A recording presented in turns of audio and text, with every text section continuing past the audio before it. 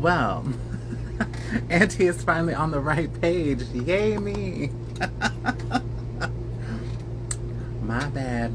I thought I was logged in on IP3s for the Skoden talks, and I just started live on on my personal page. My apologies. So, if you have been here waiting for me, let's see, and hopefully the video works because was not.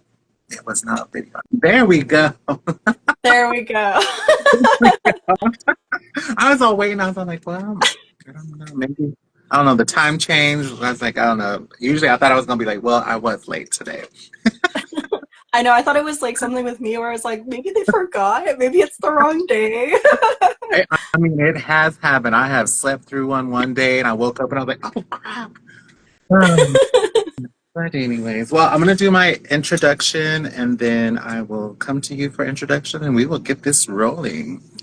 So, everyone, thank you for tuning in for another episode of Skoden Talks with the Homies with your host, Auntie Sage.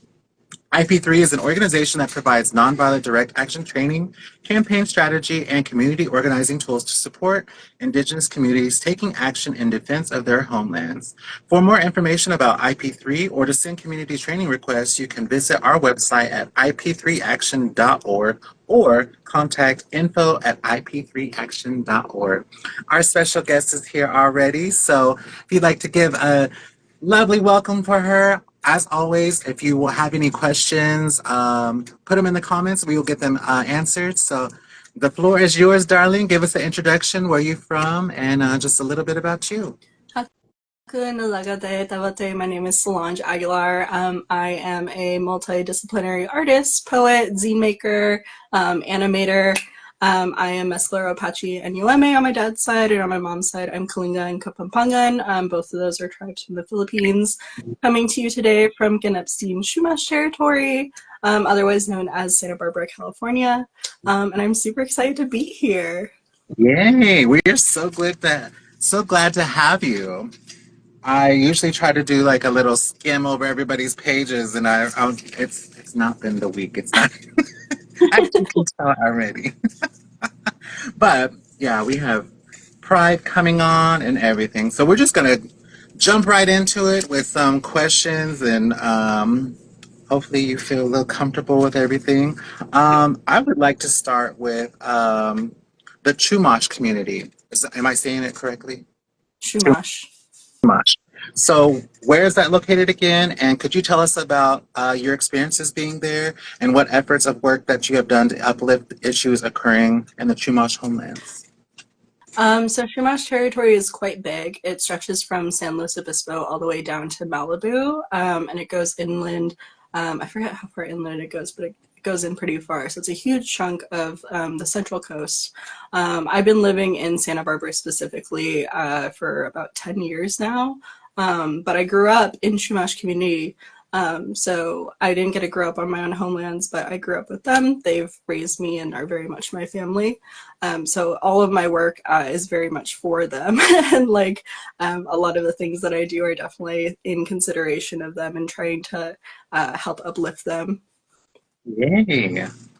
And what issues are occurring on your homelands currently that we should be made aware of? Um, on my homelands, there's definitely like Protect Oak Flat. That's like it's not Mescalero Apache territory, but it is like San Carlos Apache territory. And that definitely is something that needs to be made aware of, especially because it just got denied. Yeah. Awesome. Awesome. And then I also heard that you did a sign unveiling in Chumash lands at the SBCC. What is the SBCC? And will you tell us about the process and time and the efforts that that was for? So SBCC is Santa Barbara City College, and I was the artist on a project with Chumash peoples to make these informational signs. What happened so about like 9 years ago, there was an incident. Is the lightest way that I can put it, but basically there were some art students who put up a teepee, and of course, everybody got really upset about it. There was some huge like backlash about it, and so the college, to make up for that event, especially for the ways that it harmed like the indigenous students, they wanted to have a working relationship with Chumash peoples, and so a team got together and I got asked to be the artist on that project, which was amazing. It took a really long, very long time for it to come together. I think I worked on that project for like 7 years. And we finally just finished it, unveiled it. It's out so people can walk along the bluffs on Santa Barbara City College on West Campus, and you can see all of the beautiful work that we got to do together. Yeah, like I said, I was mostly like the artwork part of it, but there's a lot of like writing and research and discussions that went into it that are from like my Chumash family. Awesome. Awesome. Um, and then I heard you also made 3 murals at the Malibu Elementary. What was that like, and what was your inspiration for the art that you made for the youth to see? So that one I also got asked by my Chumash auntie, Mia Lopez, to go and make some murals for Malibu Elementary School. I did 3 different ones. The biggest one, which is this huge wall, that one is all California native plants, and it came with basically a list of how to say everything in Mescalero, which is the traditional Chumash language down there. And then there's a second one that says like Haku from Humaliwo, which is the traditional village site where Malibu is. And so a lot of my work focuses on trying to bring attention to the place's original names. Excuse me. And so I definitely wanted to highlight that there, especially in case there are any like Chumash kids that ever go there. They can see their language highlighted and see the traditional name. Awesome. Was any of the kids involved in the artwork, or were they able to help you with any? They mostly just wanted to ask me questions when I was working. A lot of the times they were like too scared because they were like, I don't want to mess it up or anything like that. So yeah, there was a lot of them just being like, wow, you're a really good drawer. Oh, well, it gets their wheels turning and be like, hey, I can do this one day. Exactly. I was like, this is the best job ever because you get to like paint on walls. Yeah, I work with a Two Spirit Youth group, and they love murals. I cannot draw a straight stick figure, so I was like, Auntie's gonna sit on this one. But the kids, they were very artistic. Um, so collages for the ancestors in the community. What was the thought process for producing these such collages? I guess that's referring to like my digital collage series, which I do it mainly not for just like the ancestors, but also for living people. I think it's really important to highlight and honor our community while they're still alive. A lot of times when I see like photos or like collages in that way, it's usually to commemorate somebody who's passed away, and I don't think that that's okay to only honor them when they're gone. Yeah. So I definitely try to make sure that it's also living people, but I also do like to bring attention to, there's so much indigenous like history that is talked about, and I feel like it's important to highlight that in like a beautiful way to talk about individuals who don't get their flowers as much, and to actually like give them flowers behind them. So yeah. Awesome, awesome. I feel the same. And would you let us know what is a zine? Because I A see you have zine. designed stickers and is it zine? Zine.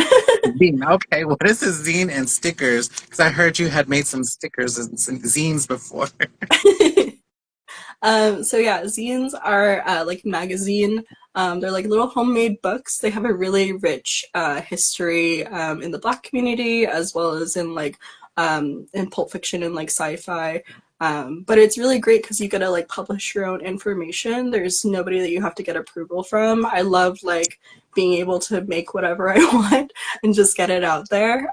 So a lot of the zines that I do, my first one was about white sage, and specifically having alternatives to white sage, because it's usually a much more difficult like process to stop somebody from doing something. But I was like, okay, here's an alternative. Like you could burn lavender, you could burn like basil or something like that. Like you don't have to appropriate white sage or cedar or like copal or something like that. And then the other one that a lot of people really like is my Skoden zine, which is more of like a directory of all the indigenous businesses in the US and Canada, like US and Canada. And that one I did because I really wanted people to go and visit those businesses when they're traveling and like help support a community. We have some guests that are saying they have a few of your work, Yay. the tamal and the Indian roasted. Yes. And for those that have just joined, it's always open if you have any questions for our guests. Be be kind and ask away whatever you're wanting to ask our guests. What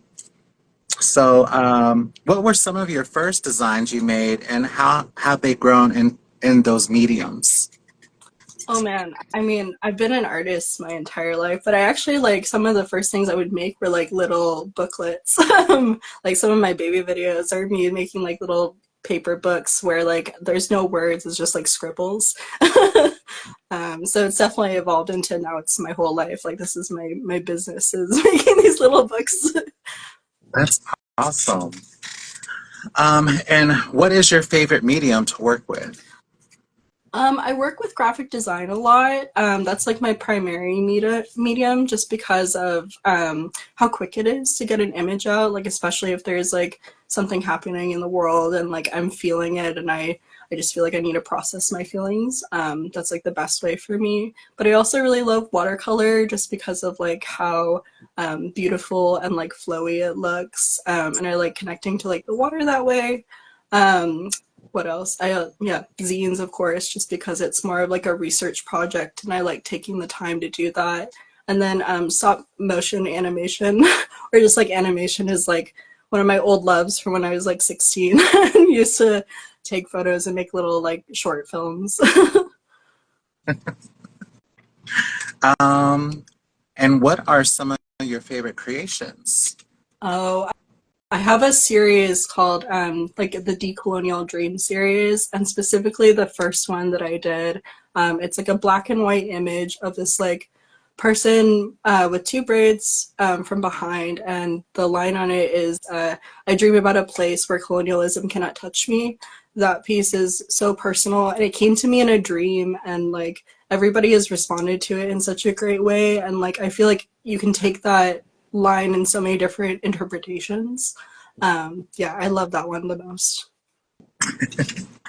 And how has the community reacted to your artwork? Are they very supportive, and do they help you at all with any of your projects, or do they travel with you as well?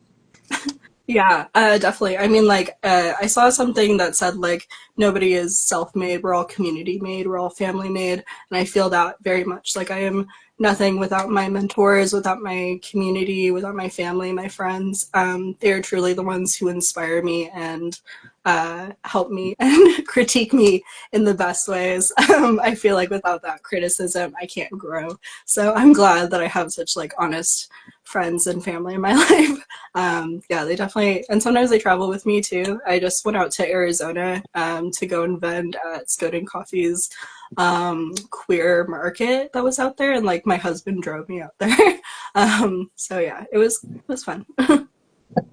And who was your inspiration for like your artistic inspiration? Was there anyone like indigenous, or was there anyone famous that you really looked up to when you were growing up to inspire your work that you're doing now?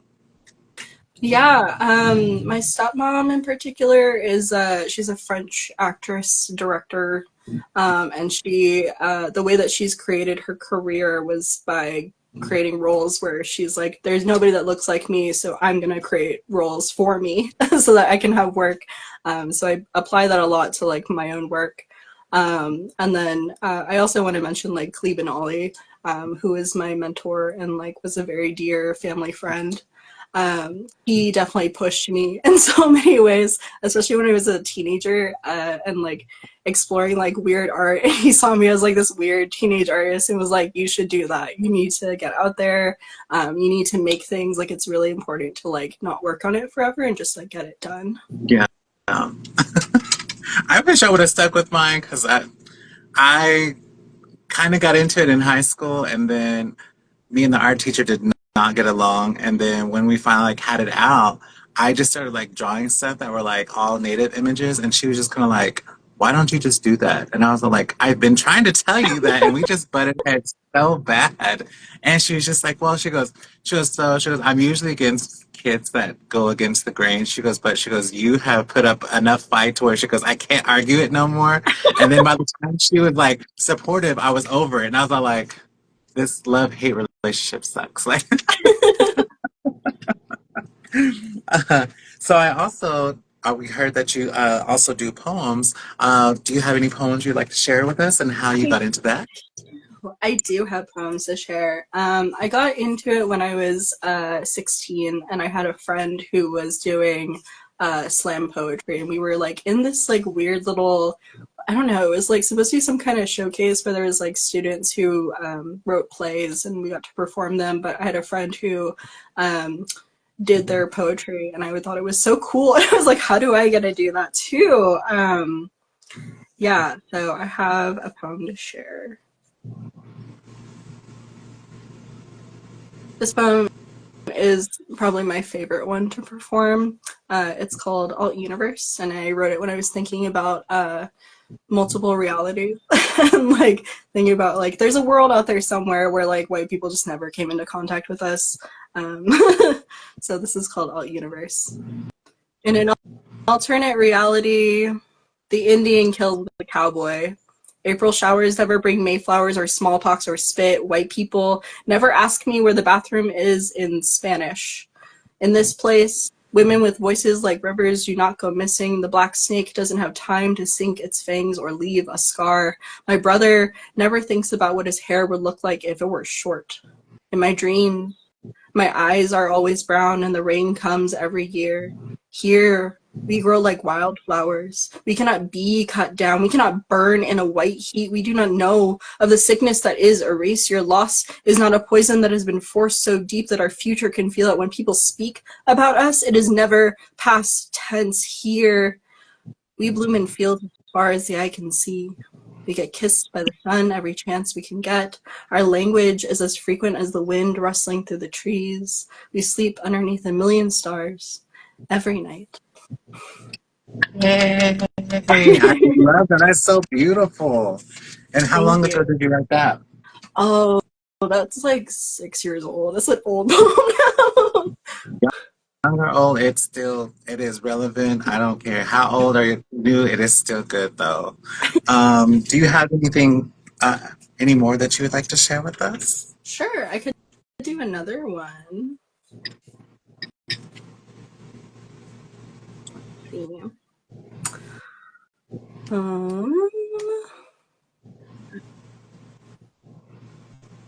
This one's called To My Future Descendants, and I wrote it while I was doing a poetry workshop for some youth, and like my prompt for them was to write a letter to their future descendants and have it be a poem. So this poem is called To My Future Descendants. To my future descendants, I hope I pass down a legacy of softness.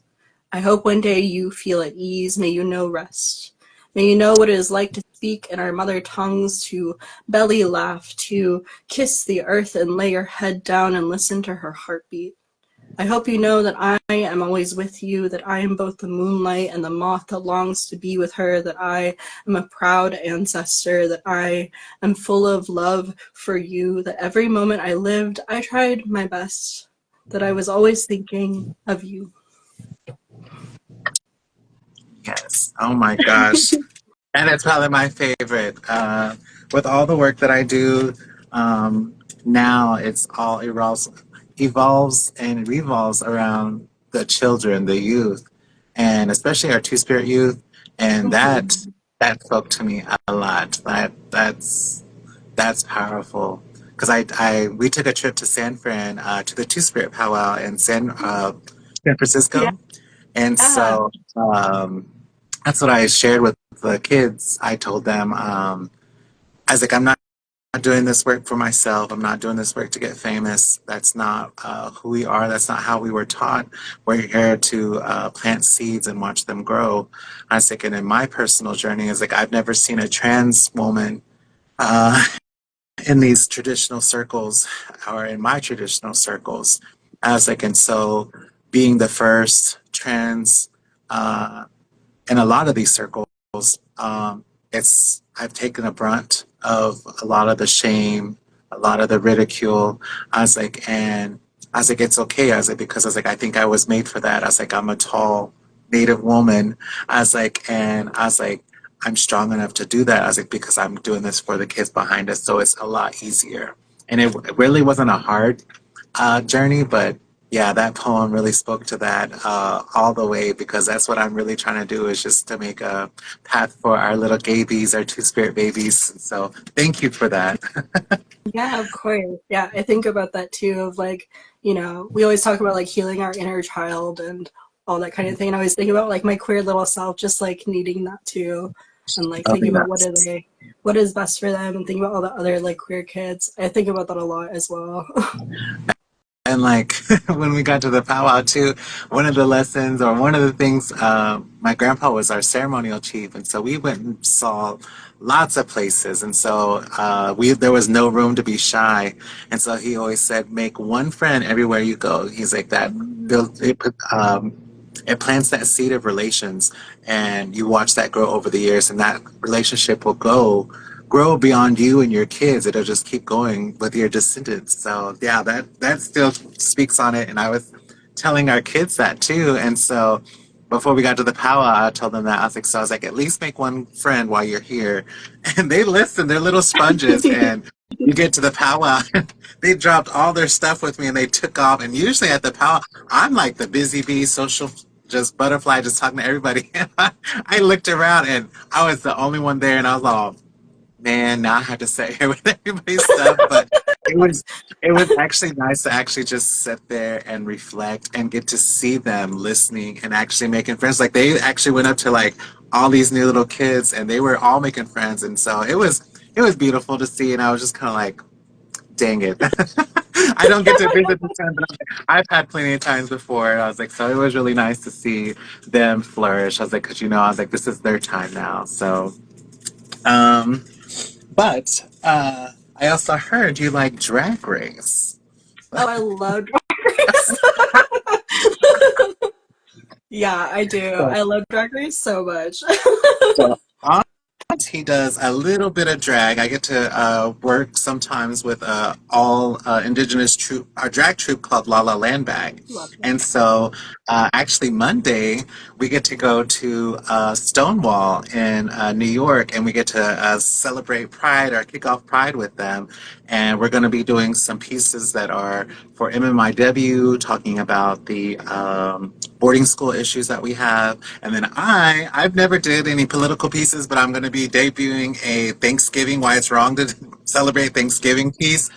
So there's that. But I wanted to hear, who do you like on Drag Race? What is your favorite? What was your favorite season? Like, who do you fangirl over? Oh my gosh. Well, I think Sasha Velour is definitely like my favorite. Have you been to any of her live shows? No, want to. I really want to go to the Nightgowns tour. Like so many of like my other favorite artists like go and perform like Sasha Colby or like Nymphia Wind. Like I'm just yeah, I really want to go and like support that, but one day. She's definitely just worth it. Like her visual arts is off this wall. Like, and to be so precise and be where you're supposed to be in a timely manner and everything. Oh my gosh, it is just masterpiece after masterpiece. And if it's not even the visual arts, she's just got costumes that are so artistic. Like she deserved the win. Like she was a legit winner across the board. So Yeah. I love her storytelling and her performances, even when she's not doing things with music. Like she did this piece where she had like it was like a bunch of like lace was the outfit, but it was like all these pieces from like her grandmother. And like it was telling this story about like her grandmother as like a garment worker. And I was like, that's so beautiful. Like I just yeah, I love her artistry more than anything. and just the way she talks is just so just she and like I would hate to see what she looks like mad, but I don't know if she ever gets mad because she seems such like a down to earth chill person, so Yes. I don't know if I want to see that. Well, we are getting close to the end, but As always, I always ask all of our guests, since we are all Indigenous, do you like to cook? And is there a favorite Indigenous dish that you love to eat or cook yourself? Ooh, yeah. I love to cook. I mean, like, I'm obviously like I'm femme, and I grew up with like my Filipino mom who was like instilled it in me to cook. So I feel like it was not really a choice that I have to like cooking. But it's also like a good way, I feel like, to pass on traditions. I feel like everybody has such good history and stories that go along with cooking. So I love cooking.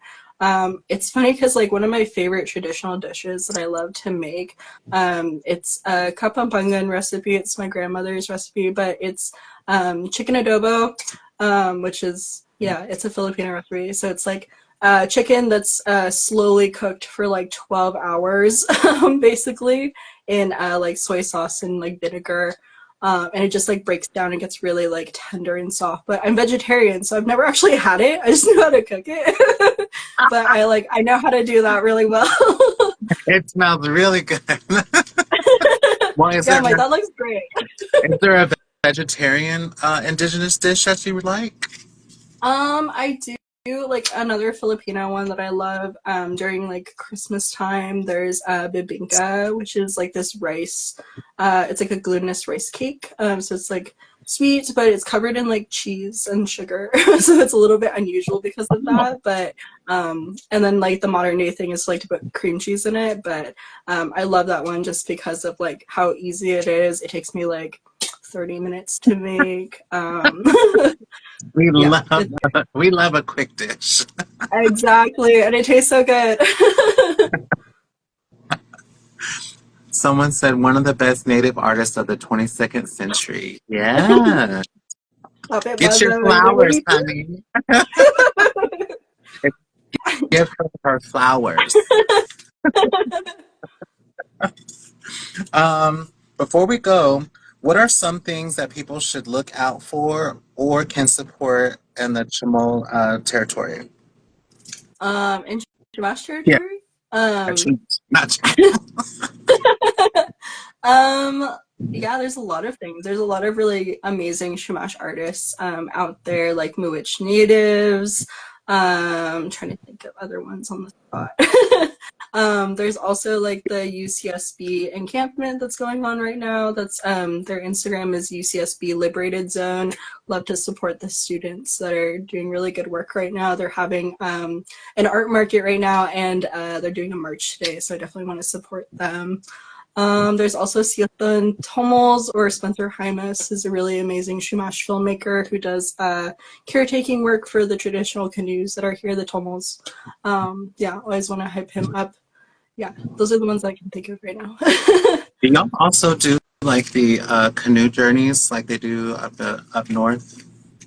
There is a traditional canoe journey that is here where they go from the mainland out to the Channel Islands.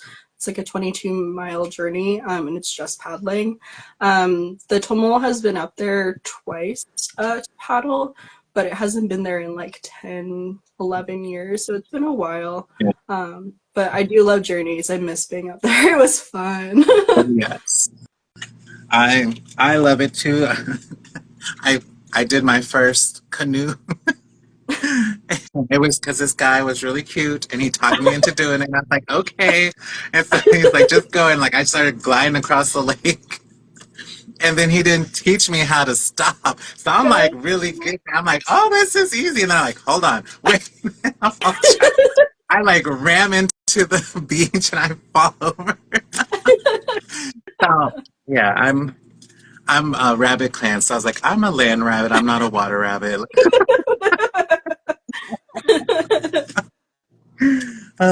Well, is there anything that you'd like to plug? Anything how we could donate to any of your causes yourself? Is there anything you would like to plug in right now?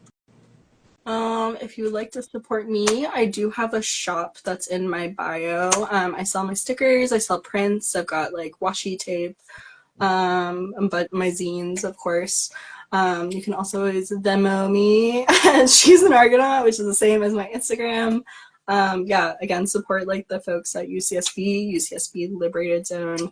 I am going to be doing like a Palestinian fundraiser coming up soon. I just need to get my stickers in for that, and then I can post about it. Yeah. Let's talk about that, like your Palestinian efforts for the children. Yeah. Could you talk a little So I'm bit gonna. about that Yeah. before we go? I made a design recently, and I got to premiere at Skoden Coffee when I went out to Arizona. It is a design that says like land back includes Palestine, and I really like it. A lot of people responded really well to it, and I just need my stickers in, and then I can post about it. But I'm raising funds for the Palestinian Children's Relief Fund, because I just definitely want to do something, and I feel like art is my voice. Art is my way of like being able to connect to people and to get people interested in things. I feel like it's such a big responsibility as part of being an artist is to, make the revolution like irresistible, as Tony K. Bambara said. So I definitely wanted to do something. Yeah, that's at least the thing that I can do. Well, definitely support her and buy the zines, buy the stickers, help our Palestinian relatives because it is a crazy time. And always be kind to each other because right now this war is starting to bleed into what we've got going on here, and it's getting ugly. And so it's got to start somewhere, and it starts with us. So I wish you the best with your efforts. Definitely follow her, support her in all her efforts, and definitely if you have not subscribed to Skoden Talks or IP3, hit the subscribe button, and we will catch you on the next episode of Skoden Talks with the Homies. Thank you so much for being our guest today. I appreciate you, and I will start following you in all your efforts, and I would love to hear more poems from you. Yes, anytime. It was so great being here. Thank you for being such an amazing host. Thank you, and we'll catch you next time. Have a good day. Bye.